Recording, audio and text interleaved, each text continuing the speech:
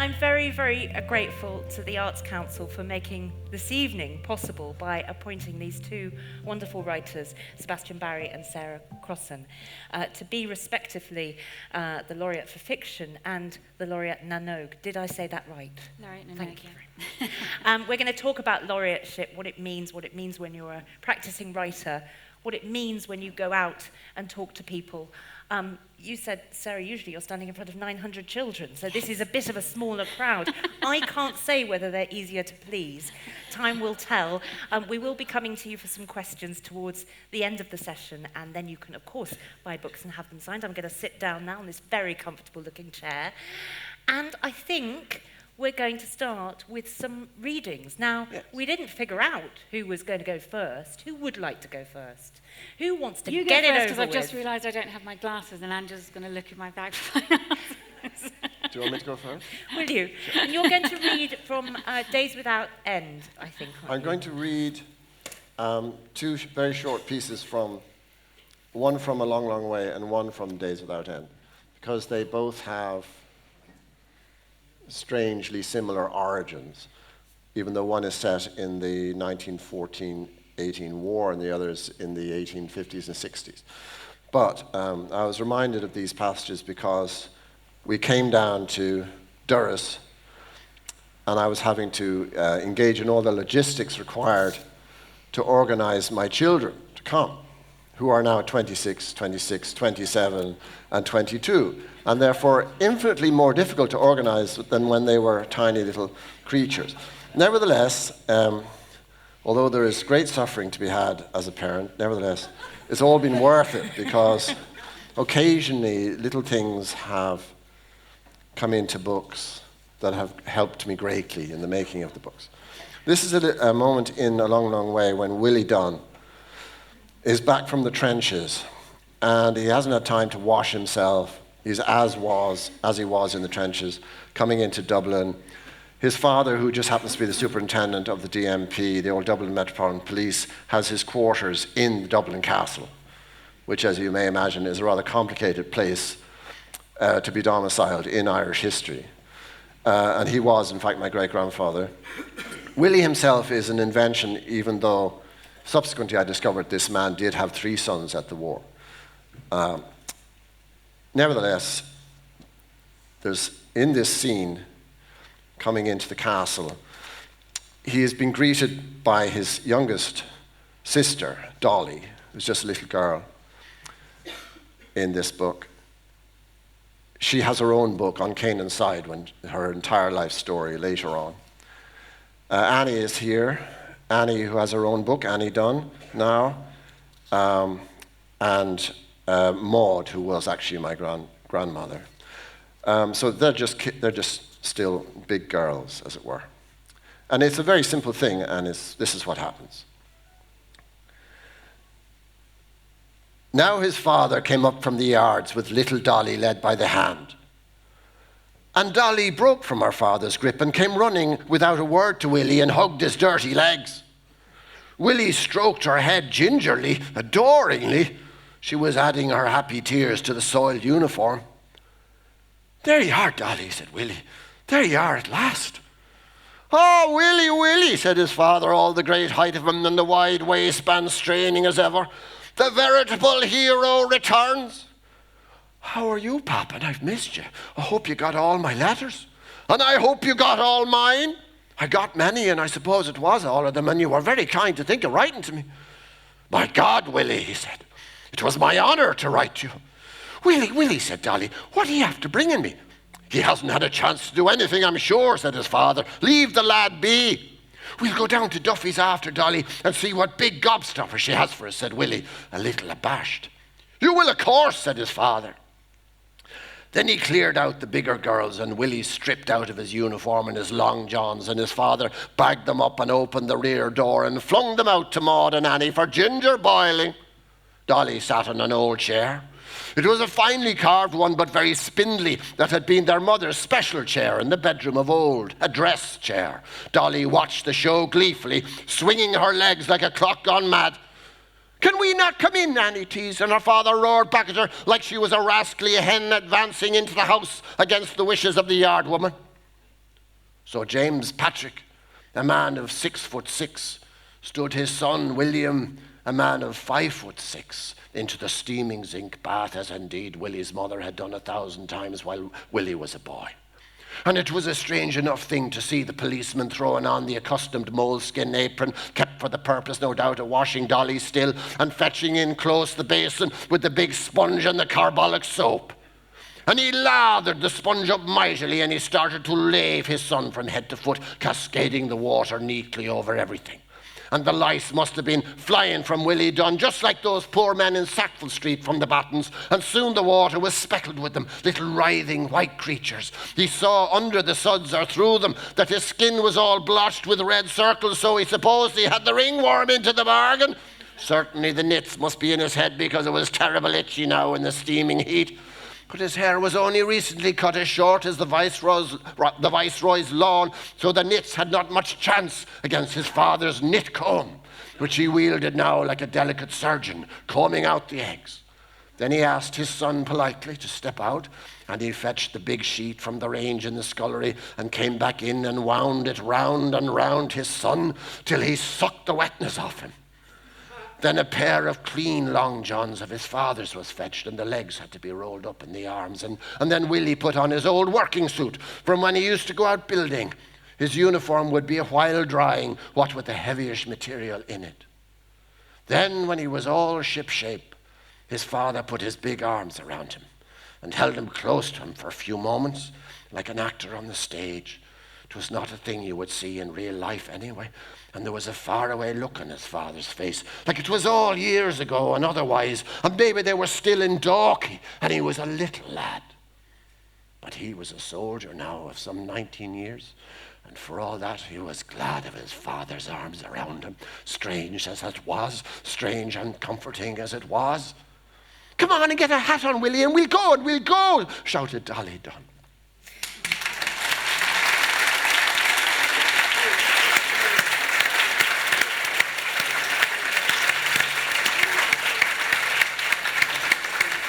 Thank you. So here we are back in the 1860s in America. Thomas McNulty has lost his family in the famine and gone to America to try and make a go of things, try and survive. And this is quite well on into the book. By this time, he's met his beloved man, John Cole, and they have a girl that they took initially as a servant in the way of the time, Winona, who is a Lakota Sioux person, but she has quickly become their daughter. And this, similar to that, is a sort of moment between parents and child. And this is what this is all in Thomas's voice, and this is what he says just here. He says, "The point is, we live in like a family. John Cole know he was born in December, or seems to remember that month, and maybe I remember I was born in June, and Winona says she was born during the full buck moon. Anyhow, we roll all that into one, and on the 1st of May we have assigned our birthday for the three of us. We say Winona is 9 years old, and John Cole is settled on 29, so that must make me 26. Something along those lines. Point is, whatever ages we be, we're young.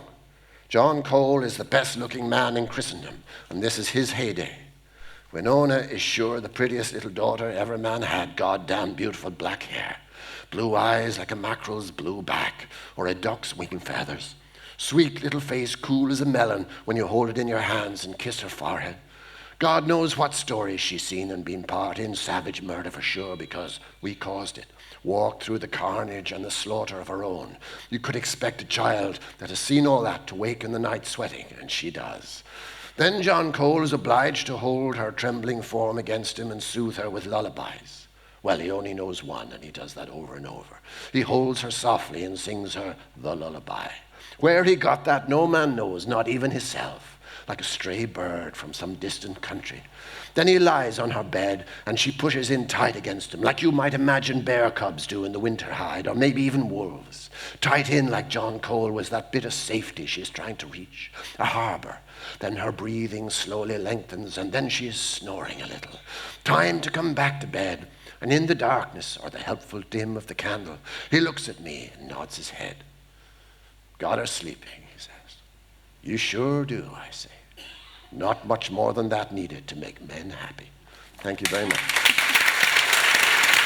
Thank you. Sebastian, thank you so much. I actually feel moved to an indiscretion now. I was many years ago, don't worry, it's very short and it'll be the end of me talking about things that I've done. Many years ago, I was interviewing the writer Jonathan Franzen in a similar situation to this, and he arrived in the green room before the event and he said, so I have 2 readings, you choose, one's 45 minutes and the other's 40 minutes.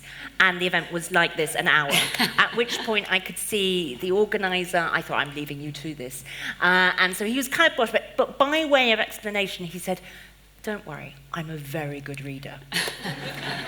And the truth is, he wasn't. I mean, he was all right, but he was just a person, reading out the words that he'd written. Sebastian, you're not that. You are very much a performer, aren't you?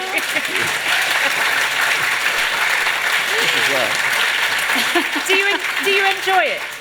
What's that? Do you enjoy it? Do you enjoy making your words come to life? It's complicated, but the short answer is that I grew up as a child of an actor in the theatre. And I have worked in the theatre. I don't feel I've ever written a proper play, but when I read, I feel it's some connection with all the actors I've worked with. For instance, just today, or maybe yesterday, an actor of greatness died called Carl Shields, only 47, and he played the first Joe in one of my plays in The Pride of Parnell Street. And I was thinking about all that I learned from just looking at that man. Mm-hmm. So, and Donna McCann I worked with. So when I read, it's the characters coming also, but it's also the memory of those, magicians that I think actors are. It's all that. Thank you. Yeah. Sarah, you're going to read something from your most recent book, Toffee, aren't you? And it's as your books are, written in verse. Yeah, and I would say that I'm completely the opposite to Sebastian, that I do not like to read my work at all. And it's really weird because I write in verse and I encourage young people to read their poetry. And yet for me, writing is the thing that I can't speak.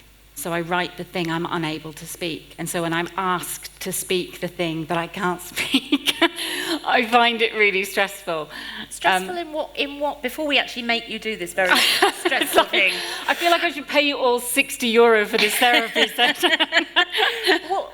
I do it all the time. I perform my work all the time. And I was saying before to Sebastian that there's an incredibly successful performer in the States called Kwame Alexander who writes for young people, and when we've done a lot of events together, and he's brilliant and he recites his own work and he memorizes his own novels, and he said, you need to do that, man, like your stuff is so great, you need to do that, man. And I'm like, I'm not like that.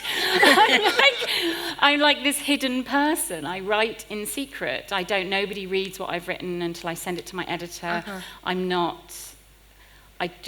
As I said, writing is kind of a healing thing that I do in private. And then if you want to know this private thing I do, buy my book for $12.99 a piece, or borrow it from the library for free. But so I don't know. I'm getting better at it, but I think it's about owning my own story. Yeah. It's like owning the pain that I write, like kind of finding a way to do that. And I haven't managed to do that yet. You're talking about your process. And oddly enough, I write in complete silence. I wouldn't dream of voicing anything until the first reading for when the book is published. Until you mean in public is the first time you and then read something? I hope something's there. Yeah, Basically, that's my main feeling, that the person is actually in the book, and that all those people aren't lying who so far have liked it, even though I haven't paid them the €60 each to say good things. And then it's there.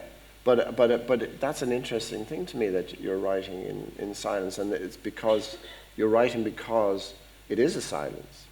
Yeah. And the responsibility of making a book is so enormous, because, and it's such, in some ways a wicked and ungracious thing to do, because you're trying to say, I can make a story exist that didn't exist 3 months ago. You're claiming a space. In front of you, you're claiming a space that is you hope that people are going to give a bit of their mental space and quite a lot of their time to. Yeah, and if I may, Sarah's work is so, I don't mean readable in the sense that, oh yes, it's a light read, but it so brings you through that maybe there is a justice in what she's saying. There's a kind of an enticement to read. We have this strange brain that can actually read aloud without making a noise. Isn't that true? Yes. You hear the voice. Sarah. Having said all that. Having said all that, just bloody do it. Can we? I'm happy to. We might all just all the time. I'll read a couple of poems. So, thank you. So the book is called Toffee, and it's about a girl who runs away because something awful happens to her, and has been happening to her. And she hides in the shed of this person who she doesn't know, and the woman turns out to have dementia, and the woman mistakes her for a friend of hers from the past, and so they end up having a friendship that's just based on equality, really, because the woman doesn't realize that she's old, and Toffee has to act like she's a bit older. So this poem is called I Am Toffee, where she sort of claims the name that she's been given by this woman who has dementia. I am Toffee. I tell Marla my real name twice, Alison. Alison. And she uses it for a while, not looking at me, then continues to call me Toffee. She thinks that's who I am, so I stop correcting her. And anyway, I like the idea of being sweet and hard, a girl with a name for people to chew on, a girl who could break teeth. And then I'll read another one near the end, no spoilers, called Forever. It's kind of self-explanatory. No goodbye is forever, unless you can erase everything you ever knew about a person and everything you once felt. I left Dad a few months ago and decided that was it. I was drawing a line under knowing him. But sometimes I wake with his voice in my ears and his maybe love in my guts, and I remember everything good about him which has been left behind and forget the bad, and it makes me so sad. I wish I had the courage to call him and beg for him to be better. Mum has been dead my whole life, and not a day goes by when I don't think about how we would have been together, all the spaces left empty where she should have stood.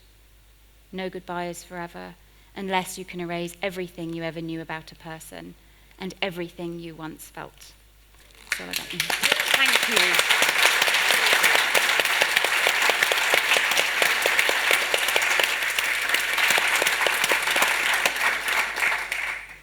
I kind of want to ask you how that made you feel to read those poems that are obviously, as you say, come from a place of pain and loss, and they are very private. Well, I can tell that. Yeah, so I write for young people, but I'm an adult human, so I write with the adult human emotions driving the work. So even though Toffee is a book about a young girl and her relationship with this older woman, it's really a book in many ways about, I suppose, my marriage and my life as an adult person. So it's not that I use my writing as therapy, because I think that's a different kind of thing. Art therapy is different to writing and it being an art. But yeah, I'm writing my own life and disguising it very heavily with stories. It's not such a heavy disguise if you tell us all. No, but no one in here has a phone apparently and can't tweet nor put anything on Instagram. I don't mind these kind of situations, revealing that in that kind of situation, but I don't want to write about it because it feels sort too of exposing. directly. Yeah. Sebastian, I mean, you alluded right at the beginning when you were introducing your work, you've written this vast body of novels. I don't know whether you knew at the beginning that all these family members would be sort of slowly kind of would unfold their own stories, that each person, as you said, would have their own book. But you alluded to the fact that they correlate entirely with your own family. Well, entirely might not be the right word, but when you're trying to, foolishly or otherwise, in Richard Murphy's phrase, bring somebody back from the cold hand of history, all you have to give them really is your own things. And you do disguise them, and you do cloak them in a sort of secrecy. But essentially, inescapably, everything is a sort of altered autobiography, or maybe put to better use than merely talking about yourself. You're looking to, I mean, it is, I think it is, there's something disgraceful about it.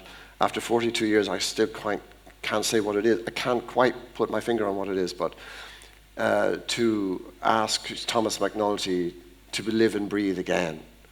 You know, it could be an imposition. It could be a reluctant Lazarus who doesn't want to be dragged out of the tomb. But nevertheless, since I do it, when I began, I just give them what I have. But when I began, I was so busy. It was, I think, the first book I started writing in '93, which was the year after the twins were born. And I was so terrified by that, the responsibility to feed and house and eventually educate two creatures out of writing was such an unlikely enterprise that I think I was distracted enough from what I seemed to be doing eventually, which is write this series of books.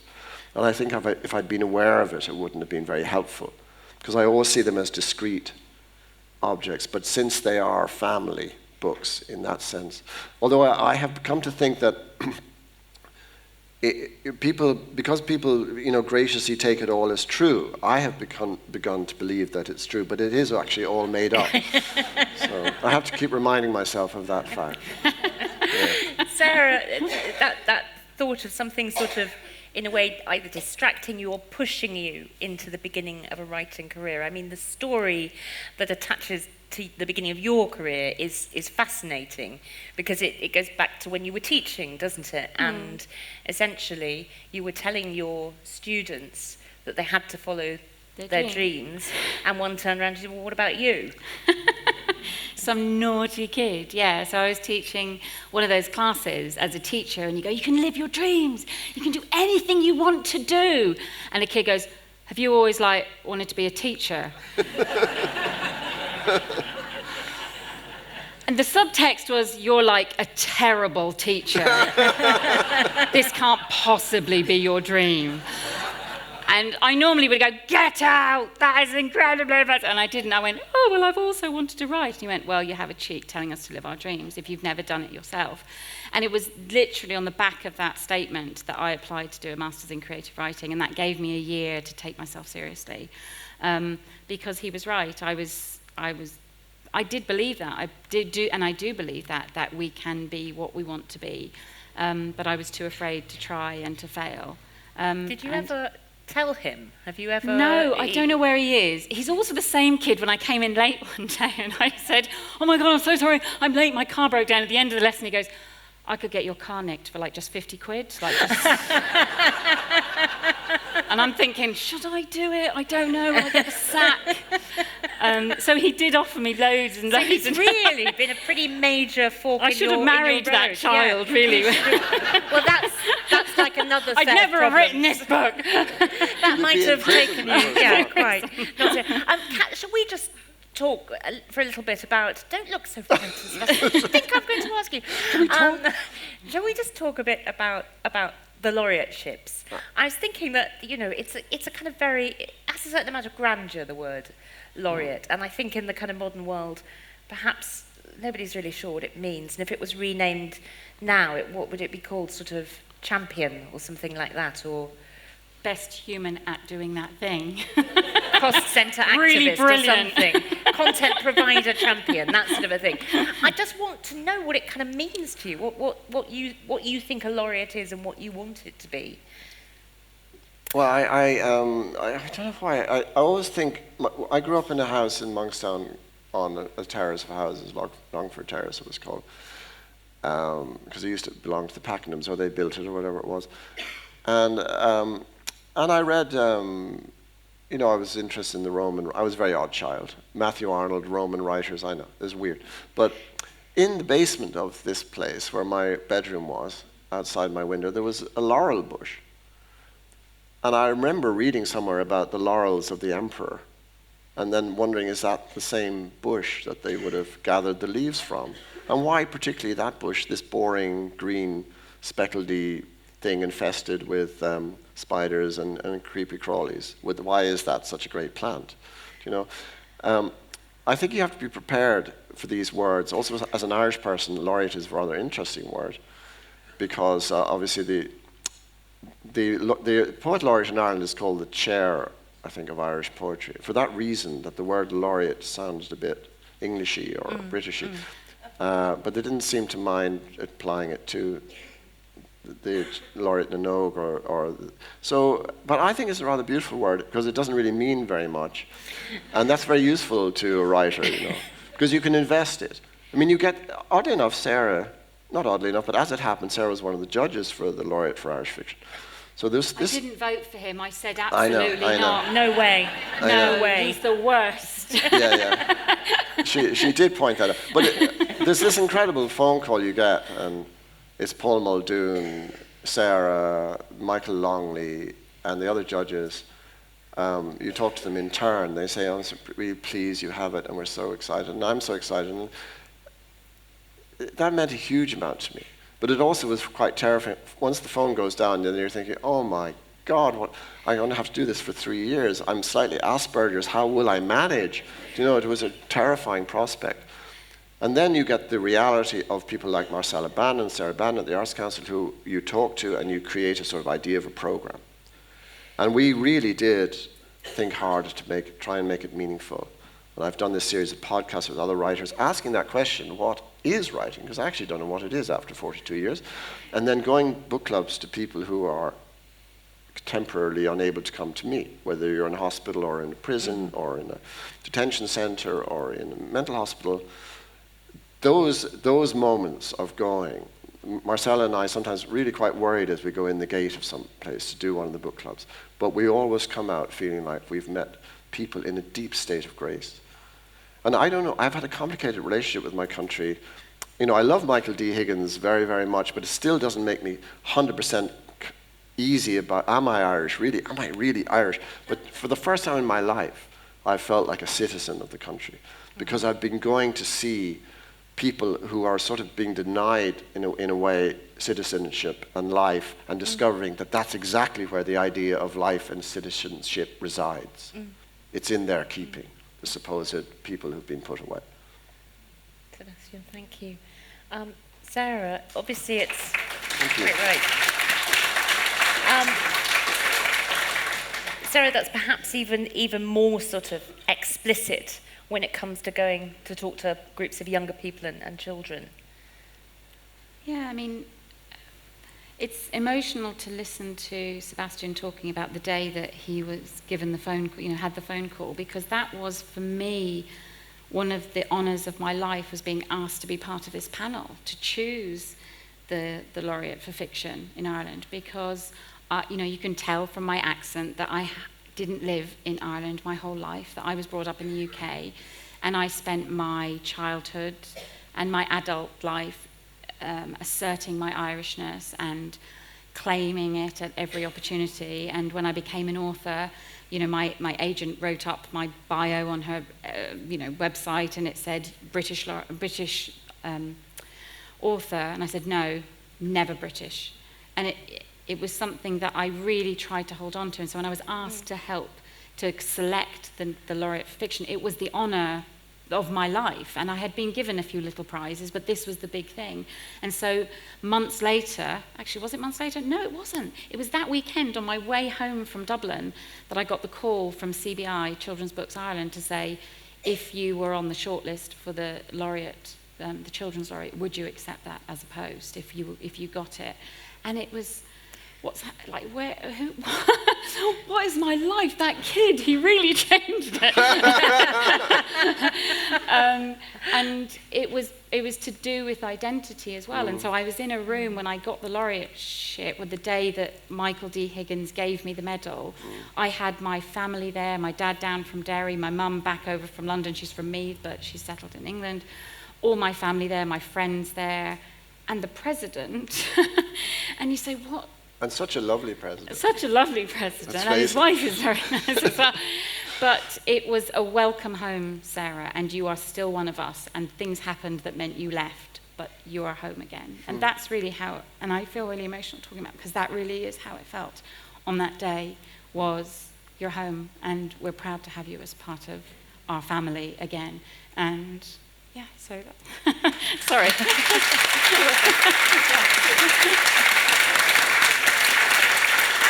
And I am so sorry for my accent. I have done everything to... I feel like we are really, this is unintentional, we're really putting you through the ringer tonight. I'm sorry. I know, I need to pay €100 a person. But I didn't even talk about the Laureateship project. I mean, the Laureate is... The point is, though, that it is important that you are diaspora, because so much of this country's history is diaspora. And then you have Sebastian sitting there and saying he felt that he hasn't felt as Irish as he does No, and one of the difficulties was that, or presented accidentally to me as a human being, was when I was 4 in 1959 or 60, my father went to London to get work, and so we went over there for 3 or 4 years, and it was quite an impressionable age to go to London. And eventually I'm talking like this, at the school in Hampstead, we used to get individual pies for lunch, for school, so I'm talking like that. Then they came home, and Dalkey National School, Skull, Harrow, Delganish, and I'm coming into the yard with that accent. Man. How did that go for you? Well, it was rough, and there seemed to be very old boys, but some of them seemed to be about 92, and they were very tall. And they weren't hiding their feelings about my accent. They don't tend to. At high speed, I learned to seem like an Irish person. And that's where the trouble started, because I was one already. But I had to, as a little confused boy who was having the living bejesus beaten out of me, I had to really learn quickly to sound like them for my life. So I think that does eventually give you a sort of uncertainty about what you are. And anyway, if we've learned nothing else in our lifetime, DNA has told us that we all come from the same 3, 4, 5 women in Africa. That the good news is we're all the same family, and the bad news is we're all the same family. So all this nonsense, all the things that trouble this island and trouble the 2 islands, it is a sort of crazy nonsense. Because I'm afraid there is no they or others. It's just we. The whole world is populated by an enormous we, and God help us.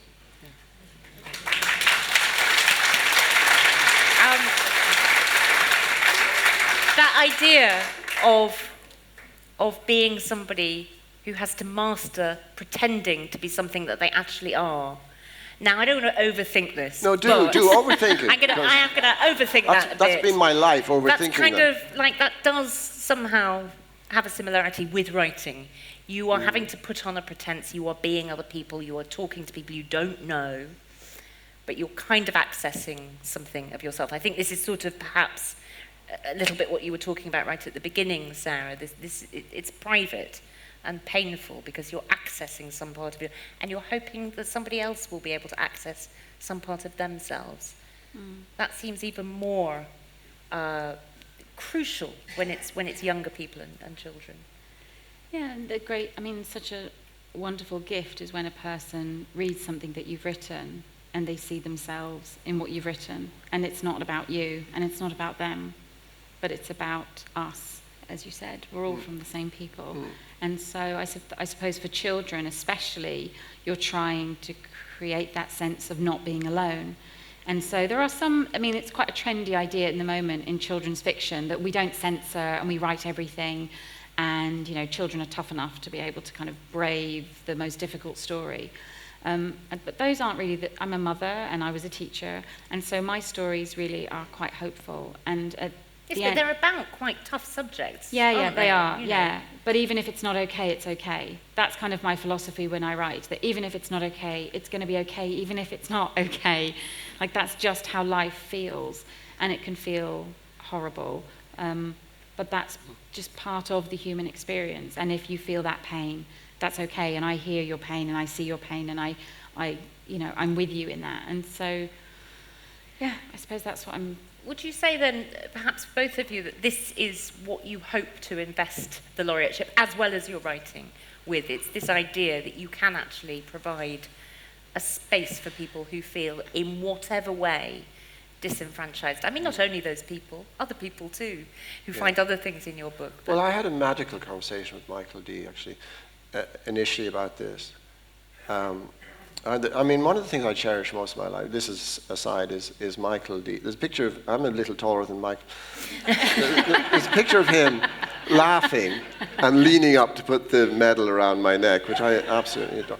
But I said, I started talking about that, citizens, trying to find the citizens that are hidden, that we as a people have hidden away.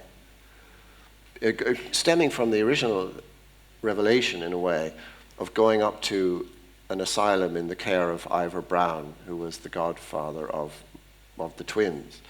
And he was looking after Grange Gorman at the time, which was one of the great Victorian asylums. And it was on fire, and I went up with him. And we went through various parts of the asylum you'd never normally see. And I went through this great room of women. And even though the place was burning somewhere, they were entirely silent. And way below us in the city, beyond the great windows, was this unknowing world going about its business. And here were the mothers and the sisters and the aunts and the grandmothers of the city in this place, unseen, unknown, unvisited probably. And it just made me feel that these must be gathered. We must make a net. We must make a net of some strange filament to gather all these people back. Because to define ourselves completely and to exist completely ourselves, we must be in cahoots, in concourse with these. These are the women of the city. So, and then I was talking about this to Michael, because Michael is so on for this sort of mad Barrovian conversation. And he's saying, yes, your citizens, this is why I took the presidency, to just find all the citizens and bring them all together in the same place. I said, yes, I said, there are forces in this country, Michael, that work against that and that are trying to stop that happening. He said, yes. And I said, we need a revolution. I said, yeah. Oh, no, wait, no. No, sorry, I'm president at the moment. So maybe after the presidency. It's actually a feeling of hunger, wanting the living souls in the same time as we are here to be back with us. Is that where that visit that you're describing, is that where the secret scripture came from? Yes. Yeah. Directly. And Days Without End comes from that same sense of hidden people, doesn't it? It comes from the fact that the victims of famine who find themselves in the American War of, I always get this wrong, in the American Indian Wars. I got it wrong in a review and got told off. Oh, wow. Not by you. No. Because you're God to me. They were unacknowledged by their own country people. Well, we understand we understand the famine in a certain way. And it's a very enabling history, which is, a wonderful recompense for the disabling nature of the event itself. But the fact is also true that hundreds and thousands of Irish men, I'm just thinking for Thomas, arrived in America, made it to America, got off the boats, whether maybe Canada, because the Americans had closed the ports after 1847, and then made their way down into America. And if they wanted to be American citizens, they were told, this is in the 1860s then, a little later, they were told that you had to join the army to earn your citizenship. So you had these absurd scenes, or maybe not so absurd, in the Civil War, of a bunch of Irish lads from, Sheep's Head or whatever, running down a field going, Fá Valley, and another crowd from Mullingar running up the field going, Fá Valley, all speaking Irish, all on different sides in the Civil War. So in that way, the American Civil War was an intensely Irish Civil War. It's quite extraordinary and it was about the anger of those men. Not the destitution and the suffering so much, and the people who died as soon as they touched land or drowned in the sea, but the boys who got off, having lost everything behind them. It was that idea, and that you would do anything to survive, And it was also, of course, the other emergencies in my present life that gave the book its fire. Thinking about the book, I know you've spoken about this a lot and written about it. The book came from the story of your son Toby, your kind of anxiety about your son's unhappiness, and then how that fed into the central relationship in the book. Well, you can hear me trying not to do spoilers for anybody who I know, hasn't read but it. writers have an odd relationship with their children in the sense that they're in the house. That's quite unusual in the modern world. We're usually in the house. So you actually know your children, for better or for worse, much better than you might if you were going out 9 to 5. So I just happened to know Toby stem to stern and loved him past idolatry, like Johnson did with Shakespeare. And I sort of worshipped, I suppose, at the shrine of my son. And to see him unhappy and to see him belittled in any way was a grievous crime in my heart. And it just so happens when he was 17 that 16 or 17, he became depressed. And we were worried about it, terribly worried. And then one day, his wise sister said, "Would you just go in and say it to them?" So he came in and he said, "Thing is, Dad, I'm gay." And even though he comes from a liberal family with Comte being going up and down the avenue every day of the week and all sorts of wonderful gay writers, he still couldn't say those words. And when he did say it, he not only released himself, but he released us. And it was a true instance of Irish freedom. I must talk to Michael D about this as well. We need a revolution, you say. Yeah, so that we can all get this bloody freedom we've been told about endlessly at school, which we don't seem to see too much sign of for some reason, but we're told we have it. But there are so many lacks of freedom. I mean, the opposite of freedom, especially if you're gay in this country. And even after the referendum, not a week goes by where somebody doesn't say something to somebody like Toby. Well, that's a disgraceful fact. There isn't even a law against it. We don't even have a law against. There's no hate speech law in this country. So there's lots to do.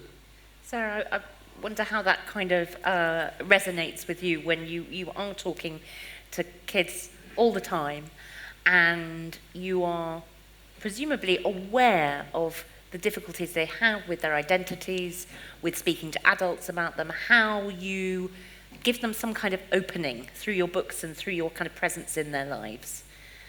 Yeah, I don't know. I don't see my role as...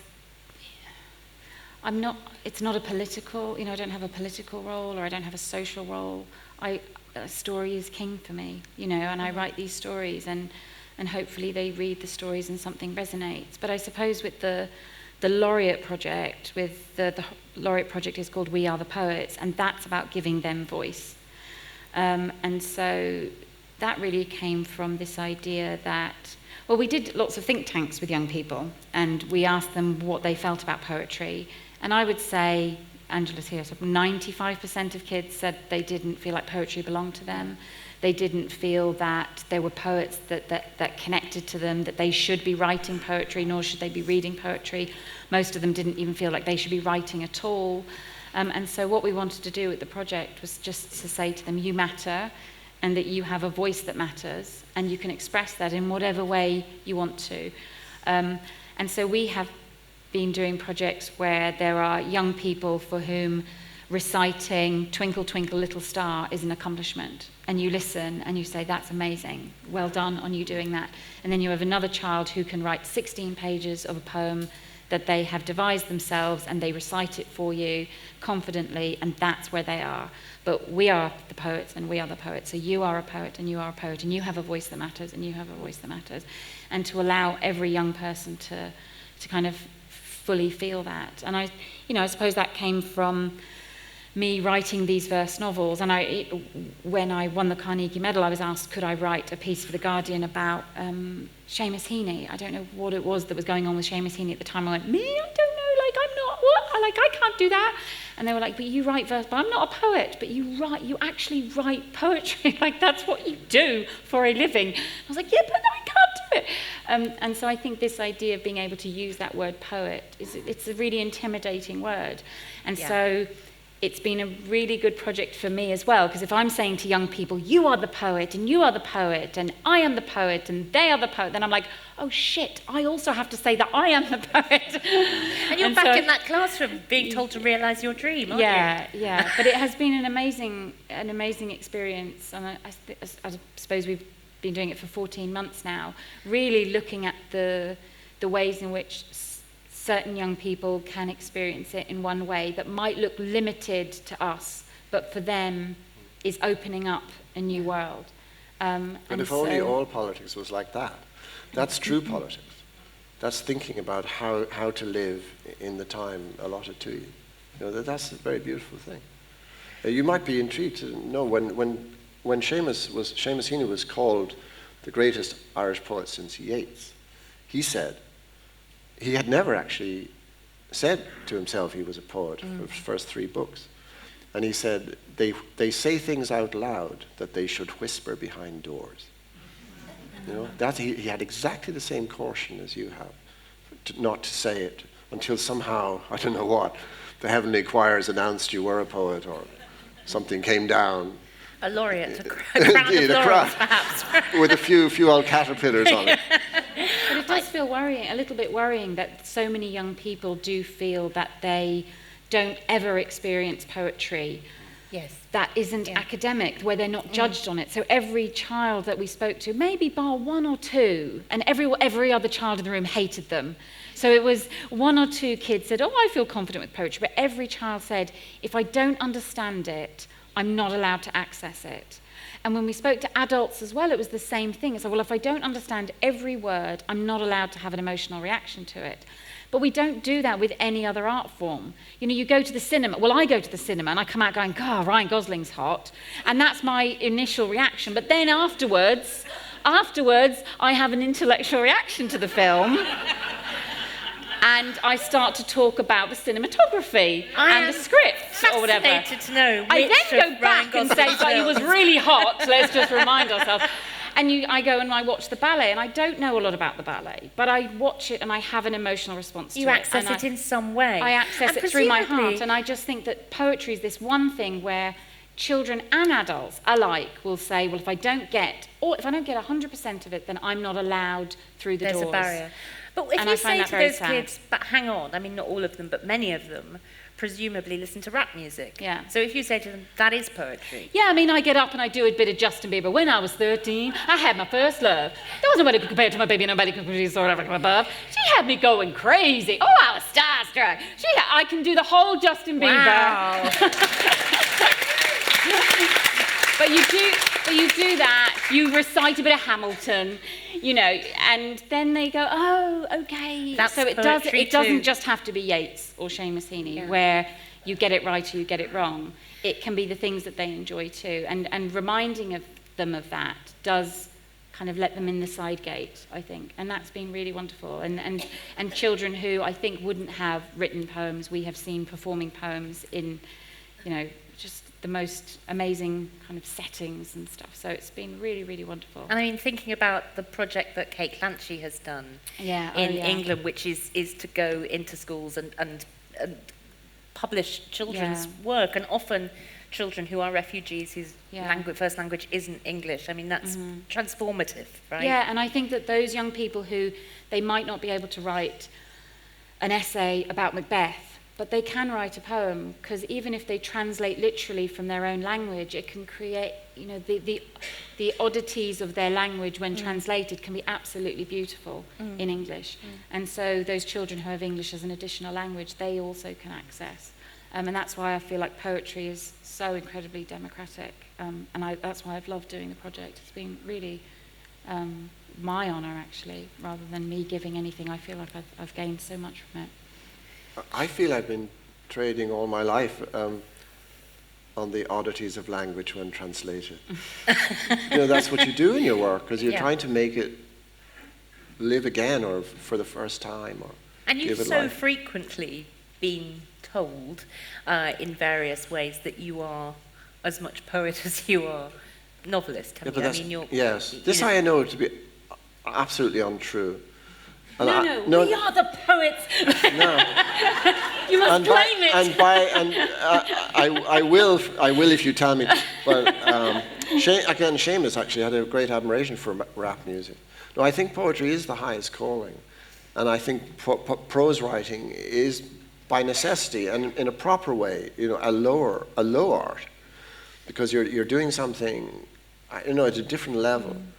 Poetry is like the last and the first word. It's as close to a proof of, if I'm an utterly godless person, but it's as close to a proof of a God that you can get.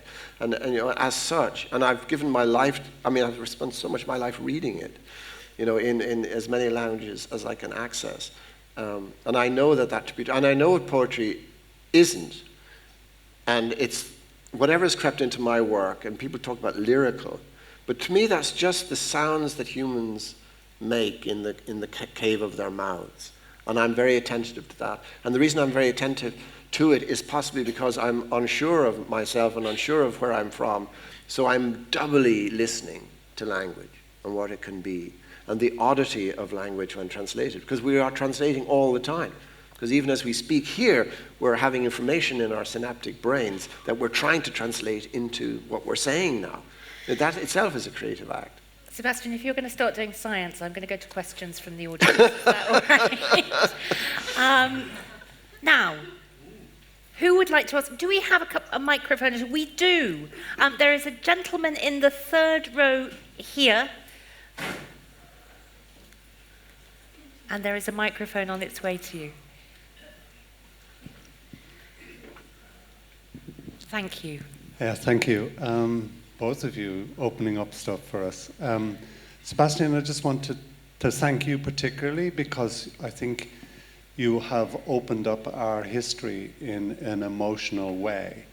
It's a kind of my opinion that we have been traumatized by our history, the famine and the Civil War. And I think it's very important that a people acknowledge their history. When people don't, like, for example, we are witnessing in the United States and the United Kingdom right now, it creates chaos. They don't remember who they were, and they think make America great again. When was America ever great? It was founded in genocide, and its economic power built up. And then there's the ultimate irony of Brexit, where they take back control, forgetting that, the peoples of the world asked the same question of them a short while ago. So I feel like we have been traumatized by our history, like I would say the Khmers under Pol Pot, and we find it very difficult to access it. We have a formulaic understanding of it that we're taught in school. And you think that novels and poetry help us to access that? I think that a long way I listened to, I usually read your book, I listened to the audio version of it, and I was in tears almost all the way through it. It was a beautifully emotional piece of work. And as we're quoting Michael D. tonight, very important, because he talks about in the Decade of Remembrance that we have to consider the hospitality of all the narratives, and you bring another narrative into our life, and I'm very grateful to you. Thank you. Thank you.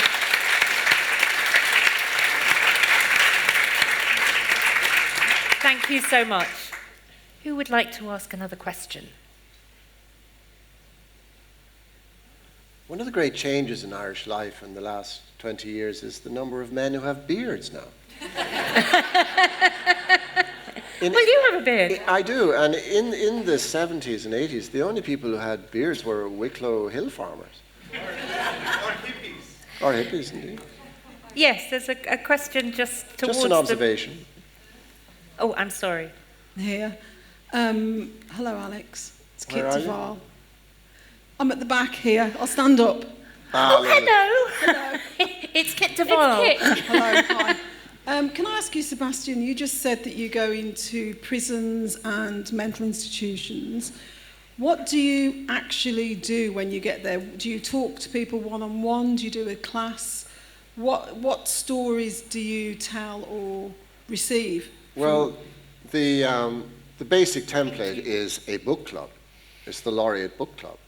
So it gives you some reason a ticket to be there. It's the way in to whatever is going to happen. And whoever they are, they choose one of the books of the 7 or 8 of these books, and they read it. But as you can imagine, it's not going to be like a book club in Rathfarnham or, South West London. It's something else happens. Like I did a book club with, again, these are all the forms, the words we use: homeless people. And we were talking about the war. And there was a man there who had spent 40 years trying to drink himself into the ground. That had been his life. But when he started to talk about the war, he said, he sat back and his leg went, when I was 19, I was in the Irish Army. And I went over to Lebanon and we fought there. And suddenly, this incredible being appeared in the room by mere chance of this ridiculous construct called a book club. And he made himself manifest, It was almost shocking. I was sitting there trembling with a sort of rare happiness of that this could occur. The moderator of the moderator of the book of the people said he had never seen an interaction like that, but all that had happened was I had accidentally spoken about something he knew more about than me. And that's when he became, the light went on around him. It was like those the Russian icon makers when they paint the light around somebody's head. That really didn't answer your question. But I'm so pleased you asked the question, Kit. Because I do worship at your shrine. Kit, can I just ask you, you've done your event here today, haven't you? Are you done now? Because I was going to direct people to go and see Kit's event, but she's done it. So if you didn't see it, buy her books. They're phenomenally good on all the things that we've been talking about today. Right. Can I just follow on from that? Yes. Sarah, you can. So there was a piece, Sarah Bannon will know, there was a piece in, I can't remember what newspaper it was, about the moment that you know you've made it. And someone had written about how they knew they'd made it, and it was a very glamorous moment. They described this author, shall remain nameless, described this very glamorous moment when she knew she'd made it. And we talked about that, and we sort of said, well, how did you know you'd have made it? But, made it, whatever that means. And I remember speaking to Sarah about having gone to, so there was a book group, similar to what you were describing, in Islington in London, where it's refugees. So it's all refugees come to this book club, and most of them had English as an additional language and were really struggling with English. And so they had read in their book club my book, The Weight of Water, which is my debut, and it's about a girl who moves from Poland, who moves from Gdansk to Coventry, and her experience. And so I thought, well, I'm going to go to that book club, for self-harm reasons, just to see how much they hate my book. So I went to this book club, and there was a man there who had been a child soldier, and he said he had read this book, and he didn't know that white people could feel the same way that he felt about being displaced. And he stood up, and he gave me a hug and said, thank you for allowing me to understand that different people, we can feel the same things. And that was it. I don't know, I'm not being really loose, but that's it. That's it's exactly just the moment it. of connection where you say, I've written about a thing that is a human experience. And you made him realise something that he didn't think he could. Yeah, but it wasn't really about that. Like, I gave him this gift. He gave me this. Yeah. That was the moment when I said, I've made it. That I have had this experience with this human. When was I ever going to meet someone who was a child soldier? He was an adult man, in this red leather jacket, looked so cool. Like, I'm like this author, like in my bloody saltwater sandals or whatever, my Birkenstocks. And we had a hug, and I thought, I would never have met you, unless I had written this thing and you had read this thing. And so art provides these connections and these opportunities to see one another as just human beings in a way that I don't think other things do. Maybe sport, but I can't see that anything else apart from sport and the arts allow us to do that. So I don't know, I understand what you're saying about that book club. Thank you. There's a question here, and I haven't forgotten we'll do front row first and then we'll come to you. Is that all right? How would you compare your roles as laureates to the similar role in other countries?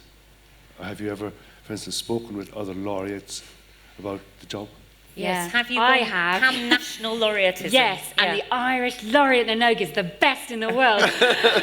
Because no, but it's true. That's not subjective, it's true. There's more Art Council money behind the Laureate in Ogue project than there is anywhere else in the world. Everywhere else in the world, they're scrabbling around for money or they're looking for sponsorship. So it has to be kind of linked to corporations, which we have the benefit of not having to do. And you know, I'm the 5th laureate in Ogue, so we've been doing it for 10 years, and they came to us in Bologna and were asking for I don't know anything about it, but Angela, who runs the Laureate project, and the Arts Council were able to give loads of advice about, you know, how to run these projects. And I think that Ireland is doing an amazing job about being so inclusive, making sure that we go to all the different corners of the country and invite as many people in as possible. And I think that actually, sadly, but you know, it's a fact of life, that there's so much money behind it in this country that we can do really good work and we can meet a lot of young people. And so it's not just me, I'm only one person, so I don't have a lot of time to go out, but I do as much as I can. But then what we do as the project is we say, okay, well, we've got this great poet, Colm Keegan, is going to go out and he's going to speak to kids for 6 weeks, and then they're going to do a project, and then, you know, we've got other poets, some names have gone out of my head, but we've got all these different people who are working around the country to do these fantastic projects for us. And that's such a wonderful thing that the Arts Council, who are here today, have invested in it because they see the value in it. So compared to the other countries in the world, just we're doing so well, and I'm so pleased that I get to be a part of this project, and they're coming to us. And I as well get paid, sorry to talk about my salary, for my honorarium, but I also get paid more than any of the other children's laureates, not as much as the laureate for fiction, but I do.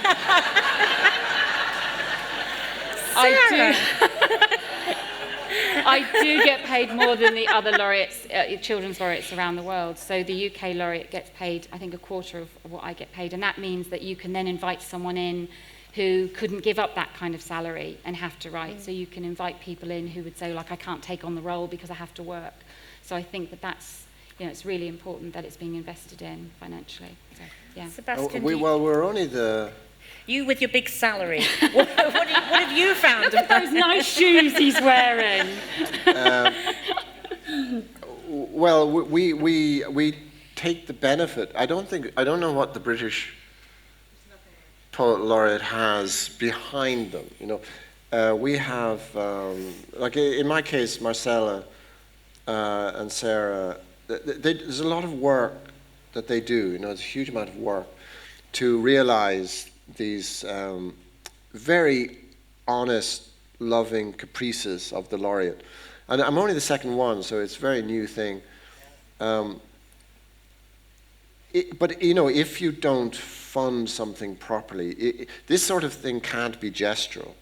I think the British Poet Laureate gets a cask of sherry or something like that, and £40. That wouldn't quite cut the mustard with any self-respecting Irish impoverished writer.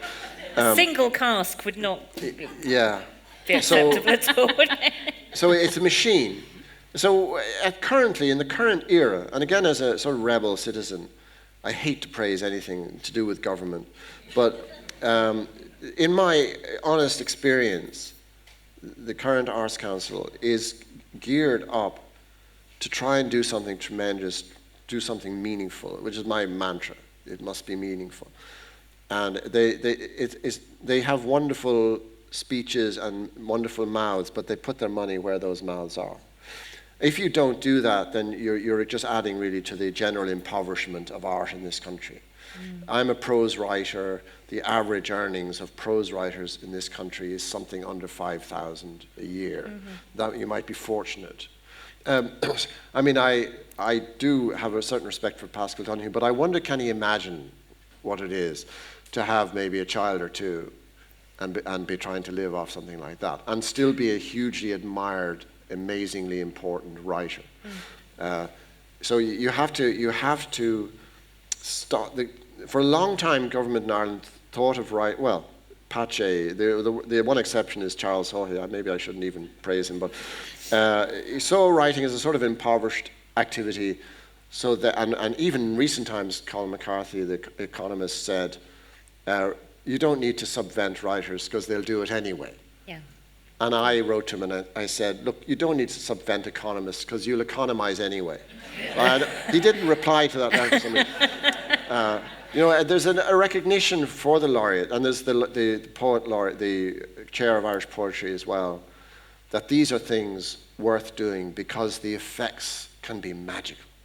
So you're putting money into something that has a radiance to it. And in our lifetime, pragmatical minds might say, well, what a waste, or there's no point in doing that.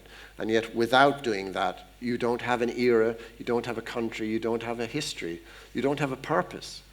You don't even have a proper greatness, which is actually the generosity of each person in this room made manifest towards each other. And all these efforts, laureateships of the Arts Council, are all geared towards that, making something clear, that it's important when you are alive to recognize the space you need to give to other creatures and other souls. Thank you.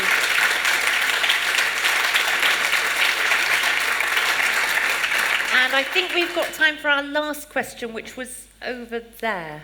Yeah. Hi. Hi. This is a question for Sarah, because I have had the pleasure of hearing Sebastian talk about his early career on another occasion, but I think we all really loved your story about the boy in your class saying, why aren't you doing your dream? But I'm just wondering, it sounds like quite a road to Damascus moment for you, but when you had made that decision and you'd applied for your master's and you began writing, did it come quite naturally, or did you go, this is my thing, it's happening, it's going well, or was it more hesitant than that?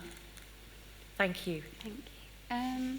I think kind of relatively I've had quite a short career, so kind of being chosen as the Children's Laureate was surprising, because I don't know, I think my first book was published in 2012 maybe, but I did a master's in creative writing, and that just, I mean, you're paying so much for a course that you say I'm a writer because you've spent so much to kind of do the course that you're a writer, so you've paid all that thousands of pounds just to be able to say that. And I was tutoring at the time, I was teaching at the time, I was working in an art centre at the time, I was volunteering, so I was doing loads of other things, and then I went back to teaching, because you can't, as Sebastian said, you can't really earn a living being a writer, and so I went back to teaching, and then I was writing all these different things. I was writing a novel for adults, and I was teaching, and something awful happened not awful, but yeah, it was awful, happened in my life, and I was, you have a cup of tea and it's the perfect temperature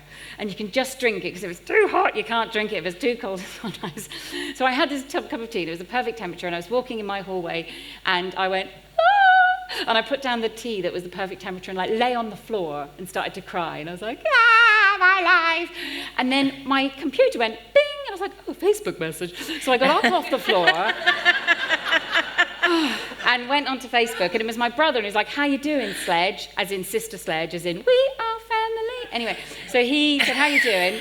And I said, I'm not very good, I'm so sad. He said, well, why are you not writing? And I was like, oh, okay. So I started to write, and I just started to write the very beginning of The Weight of Water, which was my debut. And I wrote that very quickly. I wrote it in about 4 weeks, and then I got an agent almost immediately and a publishing deal almost immediately.